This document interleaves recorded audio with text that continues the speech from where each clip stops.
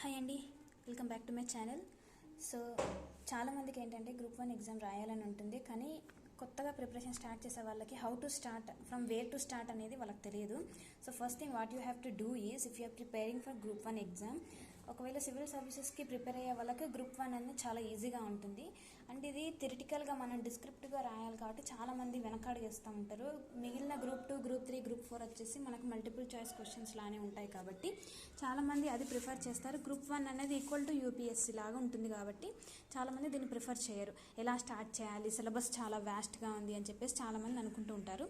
కాకపోతే కొంతమంది రాయాలని ఉండి ప్రిపరేషన్ ఎలా స్టార్ట్ చేయాలో తెలియక, కోచింగ్ తీసుకోలేక అలాంటి వాళ్ళ కోసం ఈ వీడియో డెఫినెట్గా యూస్ఫుల్ అవుతుంది. తప్పక చూడండి.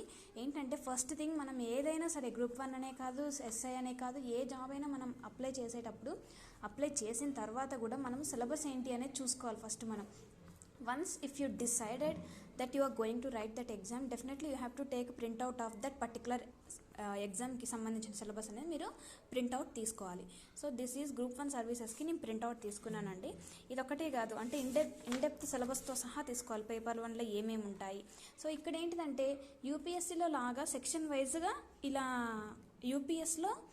యూపీఎస్సీలో మనకి ఏంటంటే సెక్షన్ వైజ్గా ఈ సెక్షన్లో నుంచి తప్పకుండా ఈ క్వశ్చన్స్ వస్తాయి, ఈ సెక్షన్ నుంచి తప్పకుండా ఈ క్వశ్చన్స్ వస్తాయి అన్నట్టుగా యూపీఎస్సీలో ఉండదు. కానీ గ్రూప్ 1లో ఆ ఫెసిలిటీ ఉంది కాబట్టి ఒకవేళ మనము 70%, 100% సబ్జెక్ట్ కవర్ చేయకపోయినా అట్లీస్ట్ 60 to 70% మనం కవర్ చేయగలిగినా కూడా definitely we will be in the race అనమాట. డెఫినెట్గా చదివిన 60 to 70% కూడా చాలా క్లీన్గా అండ్ డెప్త్గా అది చదివితే సరిపోతుంది. మొత్తం 100కి 100, 90 అంత చదవాల్సిన అవసరం లేదు. 60 to 70% of subject depth is enough అనమాట to clear group 1 exam. And ఈసారి ఏంటి ఇంటర్వ్యూ లేదు కాబట్టి so people are looking forward to take this exam అనమాట. సో మనకు పేపర్ 2లో, పేపర్ 3లో, పేపర్ 4లో, పేపర్ 5, 6లో ఏమేమి ఉంటాయనేది నేను ఆల్రెడీ ఒక వీడియో తీసాను. సో ఇక్కడ ఏంటంటే ఫస్ట్ థింగ్ మనకు తెలుసు, సిలబస్ తెలుసు, మనం ఎట్లా చదవాలి, ఫస్ట్ ఏ సబ్జెక్ట్ చదవాలి, ఏది ఈజీగా ఉంటుంది అని చెప్పేసి చాలామంది అనుకుంటారు. నేను కూడా ఒక యూపీఎస్సీ ఆస్పిరెంట్ని కాబట్టి నేను చదివే విధానం వేరేలా ఉంటుంది. ఫ్రెష్గా యూపీఎస్సీ ప్రిపరేషన్ లేకుండా డైరెక్ట్ గ్రూప్ 1కి కూర్చున్న వాళ్ళది వేరేలా ఉంటుంది. ఫ్రెష్గా నాకు అసలు ఏమి తెలియదు, అది తెలియదు, ఇది తెలియదు, నేను ఇప్పుడు రాయాలనుకుంటున్నా, మరి నేను రాయగలనా అని అనుకునే వాళ్ళకు కూడా నేను ఎలా స్టార్ట్ చేయాలో చెప్తాను. ఫస్ట్ థింగ్ ఏంటంటే ఒక్కొక్క పేపర్లో ఒక్కొక్క సబ్జెక్ట్, ఇప్పుడు పేపర్ 2 తీసుకుంటే హిస్టరీ ఉంది, కల్చర్ ఉంది, జాగ్రఫీ ఉంది. సో మనకి ఏంటంటే సెక్షన్ వైజ్గా ఇస్తాడు. సెక్షన్ 1లో ఈ సిలబస్, సెక్షన్ 2లో ఈ సిలబస్, సో సెక్షన్ 3లో ఈ సిలబస్. మనకి ఇక్కడ ఏంటిదంటే బండ గుర్తు సెక్షన్స్ వైజ్గా మనకు క్వశ్చన్స్ 15 క్వశ్చన్స్ ఉంటాయి, 15 యూనిట్స్ ఉన్నాయి.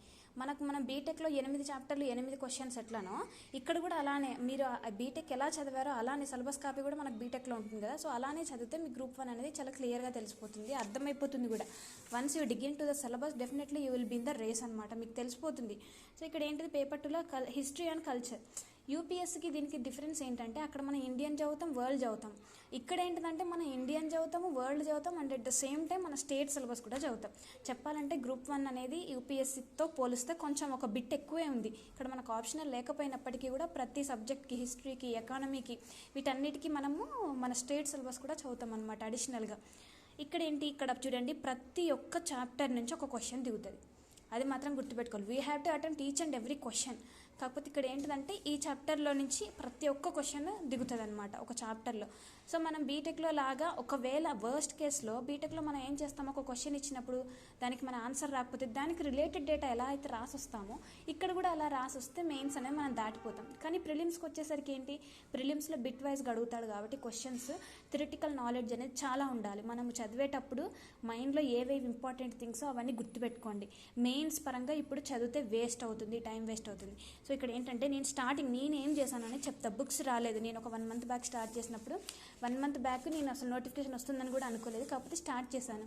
నేను బేసిక్ ఎన్సీఆర్టీ బుక్స్ అన్ని యూపీఎస్సీకి చదివేసి ఉన్నాను కాబట్టి నాకు జాగ్రఫీ కొంచెం బెస్ట్ అనిపించింది, ఈజీ అనిపించింది. ఫస్ట్ నేను జాగ్రఫీతో స్టార్ట్ చేశాను నా గ్రూప్ 1 ప్రిపరేషన్ అనేది. సో నేను ఏంటంటే ఇవి రెండు వచ్చేసి మనకు ఎన్సీఆర్టీస్ నుంచి, కొన్ని బేసిక్ బుక్స్ నుంచి, కొన్ని స్టాండర్డ్ బుక్స్ నుంచి మనకు కవర్ అయిపోతుంది అనమాట. ఇవి రెండు ఏంటంటే మనకు ఇండియన్ జాగ్రఫీ గురించి ఉంది. ఈ 3 వచ్చేసరికి మన స్టేట్ జాగ్రఫీ గురించి ఉన్నాయి అనమాట. సో ఇవి రెండు నేను ఇండియన్ జాగ్రఫీ నుంచి మజీద్ హుస్సేన్ గారి నుంచి, నెక్స్ట్ కుల్లార్ నుంచి, నెక్స్ట్ ఎన్సీఆర్టీ బేసిక్ బుక్స్ ఉంటాయి కదా మనకు 8th to 12th స్టాండర్డ్స్ నుంచి నేను డేటా అనేది తీసుకొని సపరేట్గా నోట్స్ రాసుకున్నాను అనమాట. సో ఇలా అనమాట ఒక్కొక్క టాపిక్కి నేను ఇలా రాసుకున్నాను. ఇప్పుడు ఇది స్టార్ట్ చేస్తే మాత్రం it's waste of time. So ఇక్కడ ఏంటిదంటే చాప్టర్ 1 ఇట్లా ఒక్కొక్కటి ఫిజికల్ సెట్టింగ్ అని ఉంది కదా, ఇక్కడ ఫిజికల్ సెట్టింగ్ అని ఉంది చాప్టర్ 1లో. నెక్స్ట్ ఫిజియోగ్రఫీ ఉంది, డ్రైనేజ్ అని ఉంది. ఇక్కడ ఒక్కొక్క వర్డ్ మనకు ఒక్కొక్క చాప్టర్ అనమాట. సో మనకి ఎలాంటి క్వశ్చన్ పడుతుంది అనేది మనకు తెలియదు కాబట్టి ఇప్పుడు డ్రైనేజ్ అనేది చూస్తే ఎన్సీఆర్టీ బుక్స్లో 6th to 12th క్లాసెస్లో ఒక్కొక్క చాప్టర్ ఉంటుంది డ్రైనేజ్ అనేది, పారుదల వ్యవస్థ అనమాట డ్రైనేజ్ అంటే. సో అలా నేను ఒక్కొక్క దాని నుంచి అలా కంటెంట్ సెట్ చేసుకొని రాసుకున్నాను అనమాట. ఇప్పుడు ఫిజికల్ సెట్టింగ్ అంటే ఇక లొకేషన్ మనకి ఎక్కడెక్కడ ఉంది, లొకేషన్ మన ఎక్కడెక్కడ ఏమేమి ఉన్నాయి, మనకి ఇండియాకి నైబర్స్ ఏమేమి ఉన్నాయి. సో ఇలా అనేది ఒక నోట్స్ తయారు చేసుకున్నాను అనమాట. ఇది నాకు ప్రిలిమ్స్కి అంత ఎక్కువ యూజ్ కాకపోవచ్చు, కాకపోతే మెయిన్స్కి యూజ్ అవుతుంది if I clear prelims. So ఇలా రాసుకున్నాను అనమాట ఫిజియోగ్రఫీకి సంబంధించింది, అసలు మనకి ఏమేమి ప్లేన్స్ ఉన్నాయి ఏంటి అనేది. సో ఇదంతా అనమాట. నెక్స్ట్ డ్రైనేజ్ అని టాపిక్ చెప్పాను కదా, డ్రైనేజ్ గురించి నేను రాసుకున్న నోట్స్ ఇదనమాట. ఇది డ్రైనేజ్ గురించి ఒక 6th నుంచి 12th స్టాండర్డ్స్ వరకు ఉన్న ప్రతి ఒక్క దాన్ని చదివేసి క్లీన్గా చదివేసి which is important to prelims అనేది రాసుకున్నాను. అండ్ ఇంకో కొంచెం content which is important to mains అని కూడా రాసుకున్నాను అనమాట. సో ఇలాంటి క్వశ్చన్స్ అడుగుతారు మనకు ప్రిలిమ్స్లో. Main pillars of Namami Gange ప్రోగ్రాంలో ఇప్పుడు ఇవన్నీ ఉన్నాయి కదా, విచ్ ఈజ్ నాట్ అని చెప్పేసి, లేకపోతే విచ్ వన్ ఆఫ్ ద ఏంటిది ఎలిమినేషన్ అలా అడుగుతారనమాట. డైరెక్ట్ క్వశ్చన్ అడగకుండా 1 2 3 4 లాగా ఇచ్చేసి 1 2 1 3 కాంబినేషన్, 1 4 కాంబినేషన్, 1 2 3 4 కాంబినేషన్ అలాంటి క్వశ్చన్స్ ఎక్కువ అడిగే ఛాన్సెస్ ఉంటుంది. కాబట్టి మనకు థియరిటికల్ నాలెడ్జ్ అనేది ఎక్కువగా ఉండాలి. గ్రూప్ 1కే కాదు, యూపీఎస్సీకి కూడా అంతే. డైరెక్ట్ క్వశ్చన్స్ మా అంటే ఒక 10 to 15 క్వశ్చన్స్ వస్తాయి అంతే. సో ఇలా అనమాట. ఒక్కొక్క దానికి క్లైమేట్కి సంబంధించి ఒక క్లైమేట్ గురించి ఇలా రాసుకున్నాను. అసలు క్లైమేట్ కంట్రోల్స్ ఏంటి, అసలు మనకి ఇండియా అదే మన నేచర్ ఎలా ఉంటుంది, మనది మెకానిజం ఏంటిది, మనకి వర్షపాతం యొక్క మాన్సూన్ యొక్క, సో ఎల్నినో అని ఉంటుంది, లానినో అని ఉంటుంది. సో ఇలా అనమాట. ఈచ్ అండ్ ఎవ్రీ టాపిక్కి నేను ఇలా నోట్స్ రాసుకున్నాను. సో ఇప్పుడు నోట్స్ రాసుకోవడం అనేది ఇట్స్ వేస్ట్ ఆఫ్ టైం అనమాట. సో ఇది నెక్స్ట్ అగ్రికల్చర్ అండ్ ఇరిగేషన్. చూడడానికి చిన్నగానే ఉంటుంది కానీ చూడండి టాపిక్స్ ఒక్కొక్క టాపిక్లోకి వెళ్తే డెప్త్ అప్పుడు తెలుస్తుంది అనమాట. So this is all about chapter 1 అనమాట. నెక్స్ట్ చాప్టర్ 2 వచ్చేసి అగ్రికల్చర్ అండ్ ఇరిగేషన్ కదా, దానికి సపరేట్ నోట్స్ పెట్టాను. సో 2 నోట్సెస్ అయిపోయినాయి నాకు. సో ఇక్కడ ఏంటి పేపర్ 2లో చాప్టర్ ఎనర్జీ ఫస్ట్ ఏంటిది, ఇందులో నాకు కొంచెం ఏంటిది నాన్ కన్వెన్షనల్ ఎనర్జీ సోర్సెస్ ఇవి ఉన్నాయి కదా, వీటికి కొంచెం డేటా అనేది నాకు బుక్స్లో దొరకలేదనమాట. స్టాండర్డ్ బుక్స్లో కానీ ఎన్సీఆర్టీస్లో కానీ దొరకలేదు. సో నేను ఏం చేశానంటే గూగుల్లో కొన్ని సెర్చ్ చేసి కొన్ని ఇంపార్టెంట్ వెబ్సైట్స్ ఉంటాయి కదా గవర్నమెంట్ వెబ్సైట్స్ నుంచి, అక్కడ నుంచి మరైన్ రిసోర్సెస్ని, next EEZ exclusive economic zones గురించి కొన్ని నేను తెలుసుకోవడం జరిగిందనమాట. సో వాటికి కూడా సపరేట్గా ఇలా నోట్స్ రాసుకున్నాను నేను. మనకి నోట్స్ రాయడం వల్ల కూడా మనకు ఇంకొక మెయిన్ అడ్వాంటేజ్ ఏంటిదంటే రైటింగ్ స్పీడ్ అనేది నాకు చాలా ఎక్కువ ఉందన్నమాట. నేను చాలా స్పీడ్గా రాస్తాను, నార్మల్ వాళ్ళతో పోలిస్తే నాది స్పీడ్ కొంచెం ఎక్కువగా ఉంటుంది. And at the same time ఏంటంటే రైటింగ్ ప్రాక్టీస్ అనేది యూజ్ అవుతుంది. ప్రజెంట్ ఇప్పుడున్న సినారియోలో మనకు రైటింగ్ ప్రాక్టీస్ ఇప్పుడు అవసరం లేదు ప్రిలిమ్స్కి, కాకపోతే మెయిన్స్కి ప్రిలిమ్స్ అయిపోయాక మెయిన్స్కి కూడా టైం ఉంటుంది అనుకోండి. ఫస్ట్ మన మెయిన్ కాన్సన్ట్రేషన్ వచ్చేసి ప్రిలిమ్స్ మీదనే ఉండాలి. Concept of smart cities, so concept of smart cities ఇలా నేను రాసుకోవడం జరిగిందనమాట.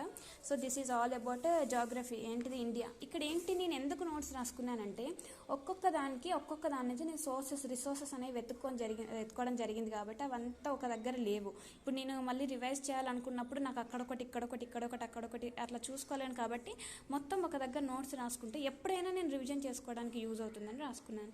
నెక్స్ట్ ఇది వచ్చేసి తెలంగాణ జాగ్రఫీకి మనం అకాడమీ బుక్స్ అనేవి తీసుకుంటే సరిపోతుంది అనమాట.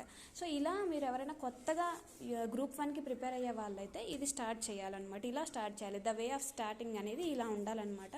నోట్స్ మాత్రం మీరు రాసుకొని టైం వేస్ట్ చేసుకోకండి. ఒకవేళ మీరు నోట్స్ నేను ఫాస్ట్గా రాయగలను, నాకు చాలా ఎక్కువ టైం ఉంది అని అనుకుంటే యూ కెన్ రైట్. కాకపోతే ఏంటంటే ఇంత నోట్స్ ఇలా రాసుకోవద్దు, మెయిన్ కాన్సెప్ట్ వచ్చేసి రాసుకోవాలన్నమాట. నేను స్టార్ట్ చేసినప్పుడు నోటిఫికేషన్ ఇంకా రిలీజ్ కాలేదు కాబట్టి నేను నార్మల్గా రాసేసిన తర్వాత వెంటనే నోటిఫికేషన్ పడింది కాబట్టి ఇంకా నేను స్టాప్ చేసేసాను. ప్లస్ బుక్స్ తీసుకొని చదవడం అని స్టార్ట్ చేశాను. సో ఇలాంటి వీడియోస్ మీకు మళ్ళీ వస్తాయి. జస్ట్ ఛానల్ సబ్స్క్రైబ్ చేసుకోండి. ఛానల్ సబ్స్క్రైబ్ చేసుకోకపోయినా పర్లేదు కానీ ఎప్పుడైనా వీడియో పెట్టినప్పుడు చూడండి. కొత్తగా ప్రిపేర్ అయ్యే వాళ్ళకి మాత్రం తప్పకుండా యూజ్ అవుతాయి నా టిప్స్.